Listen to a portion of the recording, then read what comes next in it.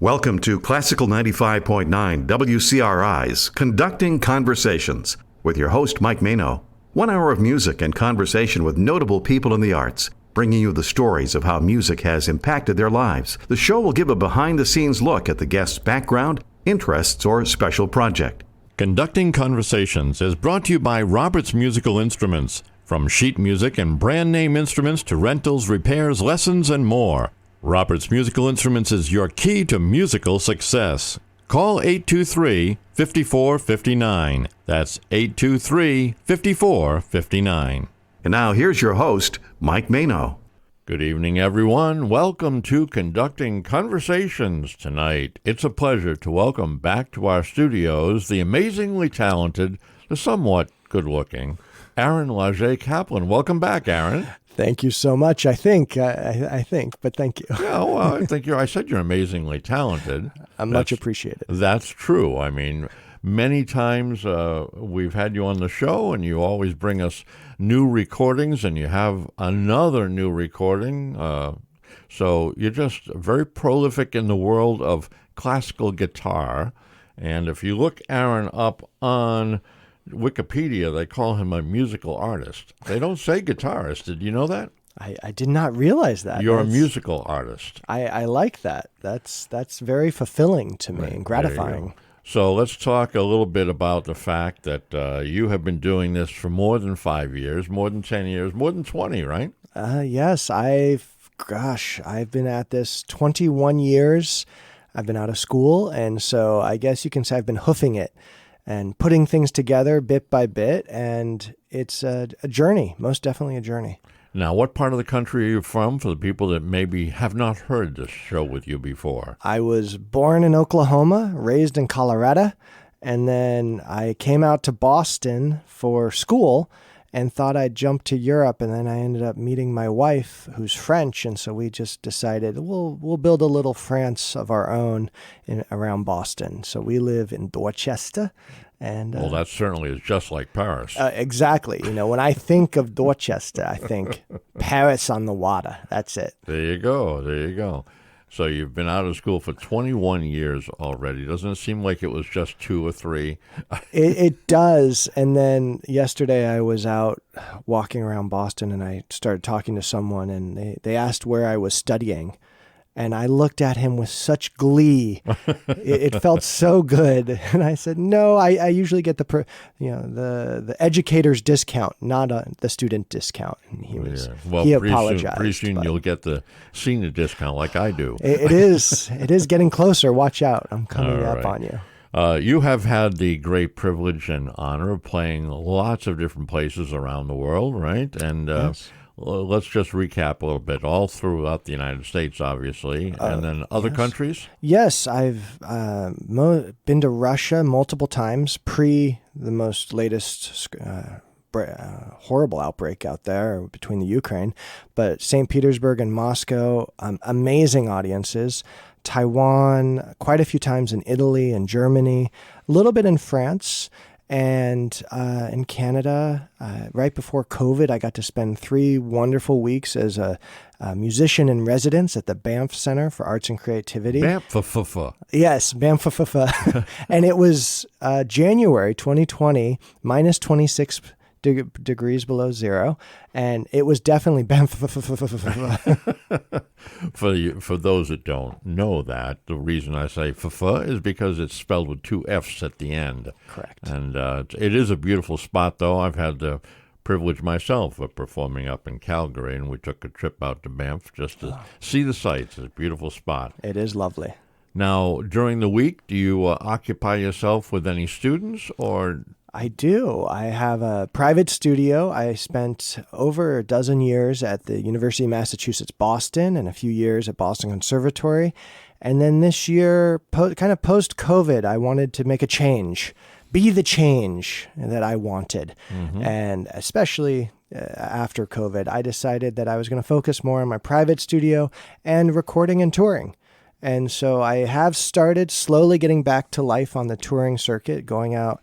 I did 10 concerts in 12 days in California, and then did a small tour in the Pacific Northwest in Oregon, And then now in, August, I'll be doing some shows in Newport, Rhode Island. You just did a show today. in Newport today. Yes, it's a wonderful day. That's and right. then Boston, and then Provincetown before heading back out to the Cape in September. So little things are picking up again, and more recording projects. It's very exciting. Speaking of recording projects, one of the reasons you're here today is to talk about Honey Cadence, newest release, right? Yes, this is kind of a shocker. For those who have followed me, I've played a lot of contemporary music. I arrange music, John Cage, my new Lullaby project, which I think we've played here quite a few times.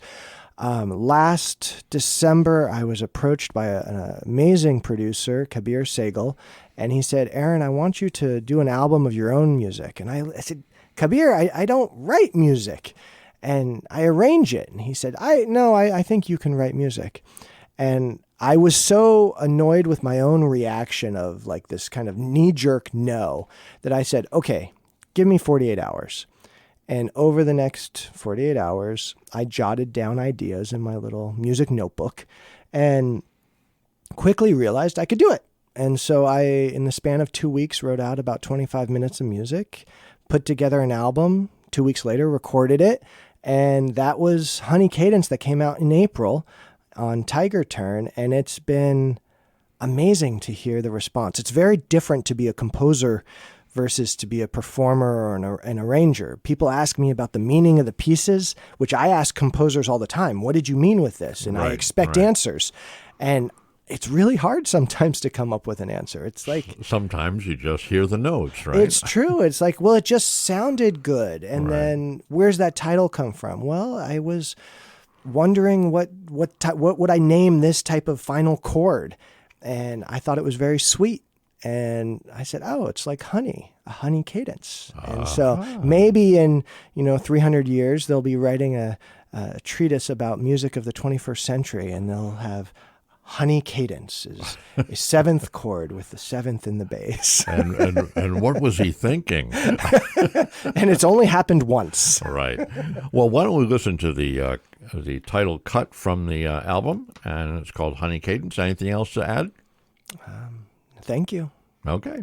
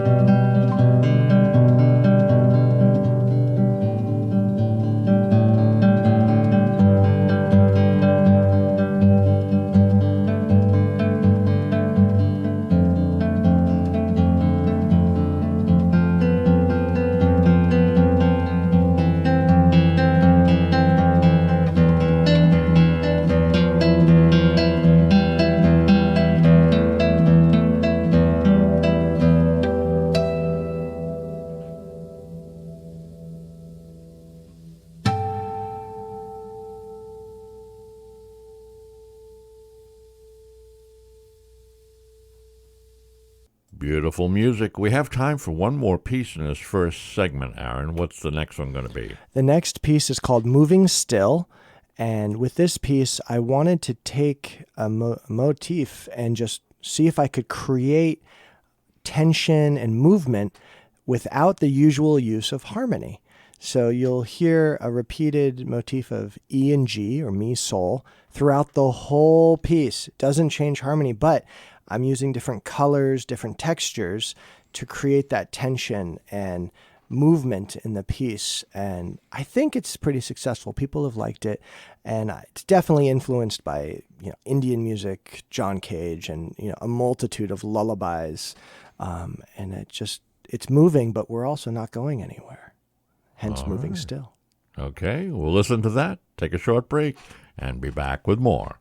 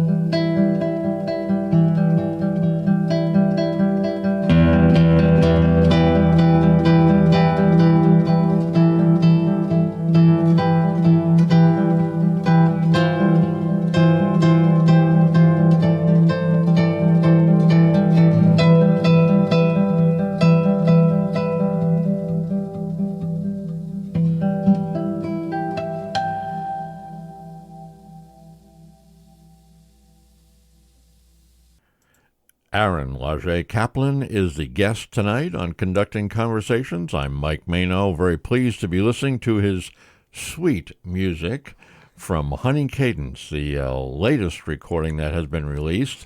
And a special treat coming up from Aaron is that we're going to get to listen now to something that has never been listened to before by the public.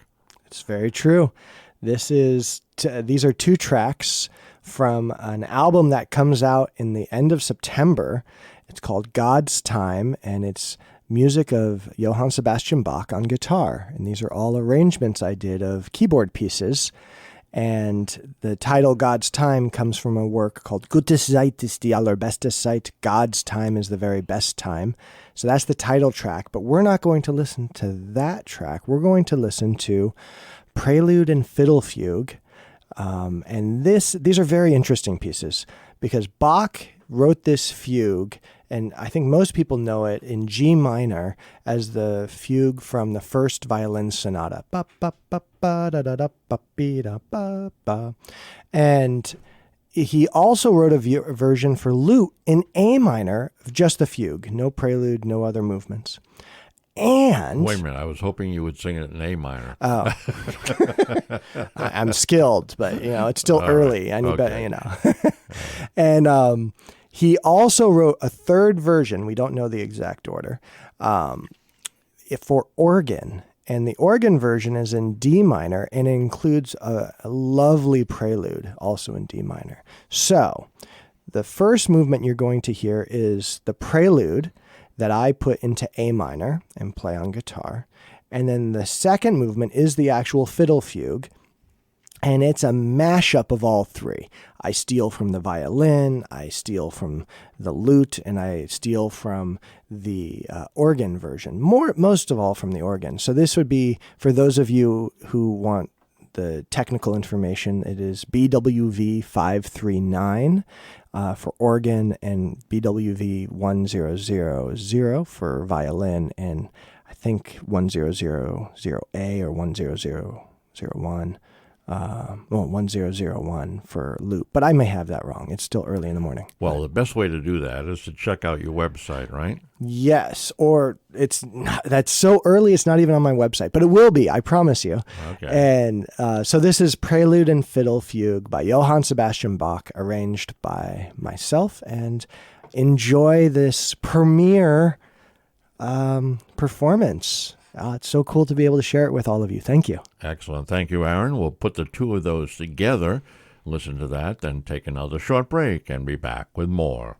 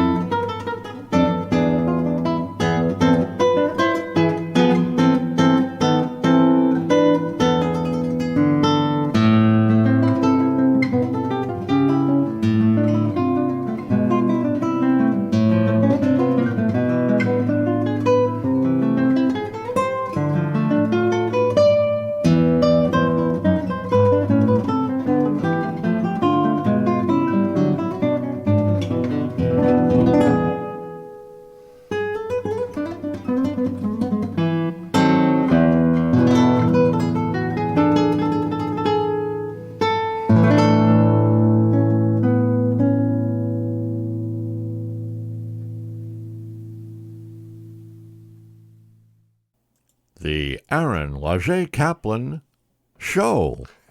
That's a good name for today's program, I guess. It's actually Conducting Conversations. I'm Mike Mano. Very pleased to have Aaron with us this evening, talking about his new music, which we just had the privilege of listening to the world premiere on those last two cuts. And thanks for that, Aaron. That's going to be a CD that's going to be coming out in September, October? September, and it'll be available streaming everywhere. And there'll be CDs available. It'll all be listed on my website, alcguitar.com. And it's very exciting, my first Bach album. So I kind of feel like, okay, I'm an adult now. There you go. That's what You've made it. So, yes. Yeah. You know, it's amazing. We talked before the show started tonight about the fact that recordings nowadays, and I say nowadays because I'm twice your age, and I can remember when I first made a recording, it was a vinyl album, which we carried around and sold, and then went to cassettes, and then went to CDs, and now there are EPs and lots of other things, streaming. You gave me an interesting statistic when we first met. One of your things has been listened to how many times? Honey Cadence, since its release in April, has been streamed 470,000 times on just Amazon Music, which is amazing to me. Wow. And I'm not sure how the world of streaming works. I love CDs. I love vinyl, but I'm over the moon to know that people are finding my music and listening to it. So it's very exciting. Now, I've had many, I don't want to say many, but several, I will say, classical guitarists on my program over the years. And lots of times when I listen to guitarists play, I always think that sometimes I'm hearing mistakes because I hear like a scraping of the string type of thing. I don't notice that with your recordings. But so many of them do it. I thought maybe that was the style. Yeah, well, there was. So if you go into the treaties of study, going back 50, 100 years, there is a whole style of, keep your fingers on the strings and move them. And you'll get that squeaky sound on the basses because they're wound. And I don't like that. For certain styles of music, it's perfect. I've had people ask me, hey, this is kind of a blues style piece. Can you please squeak a little bit? And I have to try.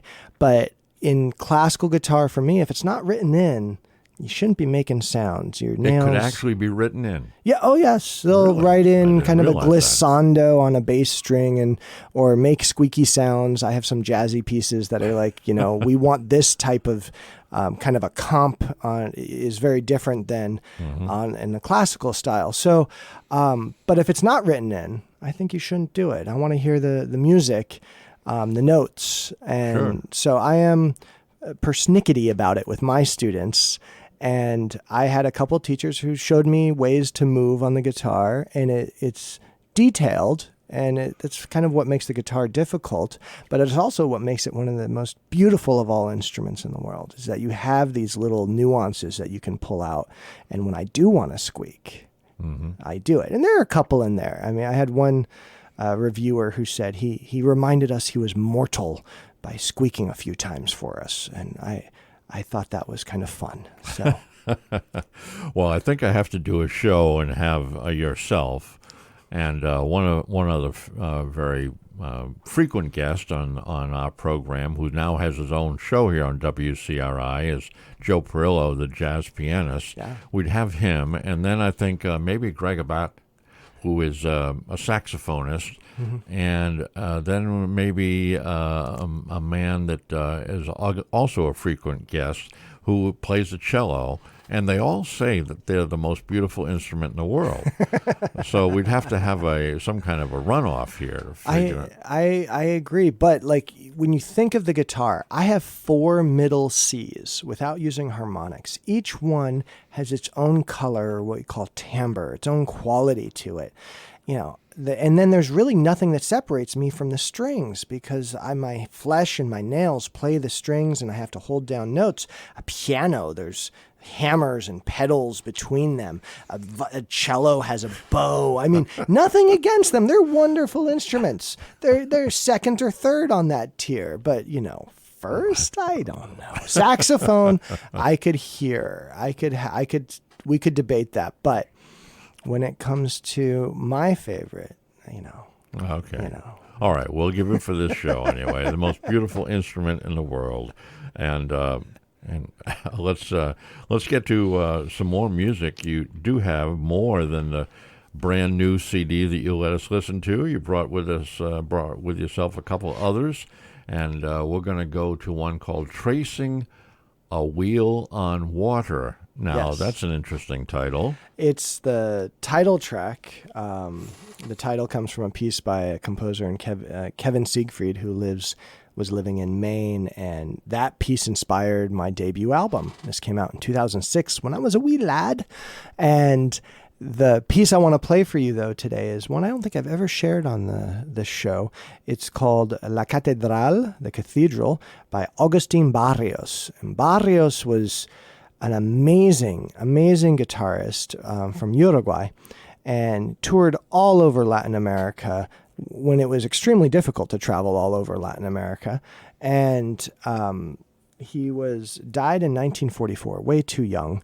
But this piece is about the cathedral in Montevideo, Uruguay, and it's also an homage to Bach. And I thought it would be a nice complement to what we just heard. And the first movement is a prelude of kind of walking in the streets, hearing the bells toll. The second is a procession. And the third movement is this vigorous street life and hearing the world around in the 1920s in Montevideo. And it's a very exciting piece. And so I'm very happy to share it with you today.